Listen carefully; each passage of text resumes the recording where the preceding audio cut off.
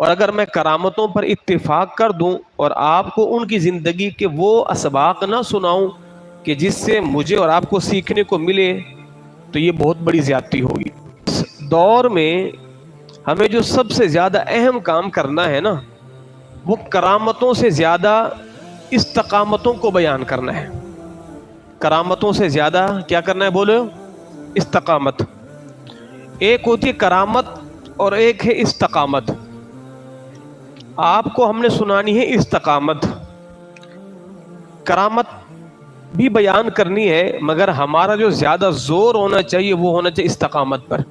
درست العلم حتی صرت قطبا، کہ میں نے اتنا علم پڑھا کہ اللہ نے مجھے درجہ قطبیت پر فائز فرما دیا ہے۔ تو میں اس درجے پر کیسے پہنچا؟ دین پڑھ کے پہنچا ہوں۔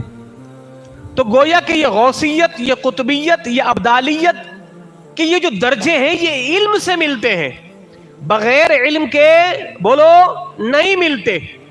آج ہمارے ہاں آپ جس کو بھی دیکھیں گلی کے اندر، جس نے اپنا بڑا سا بورڈ لگایا ہوا ہے، اپنے نام کے ساتھ پہلے لکھے گا غوث زمان، قطب ابدال، لا حول ولا قوت الا باللہ العلی العظیم۔ یہ وہ بندہ اپنے نام کے ساتھ لکھ رہا ہے جسے قطب کا معنی بھی نہیں معلوم اور ابدال کسے کہتے ہیں یہ بھی نہیں معلوم۔ اب اندازہ لگائیں، آپ کے نکر کی گلی میں ابدال بیٹھے آپ کو پتہ ہی نہیں ہے۔ اندازہ لگائیں آج اس دور میں جو شخص جتنا بڑا جاہل، جتنا بڑا ان پڑھ، وہ اتنا ہی زیادہ اپنے آپ کے درجات کو بڑھاتا ہے۔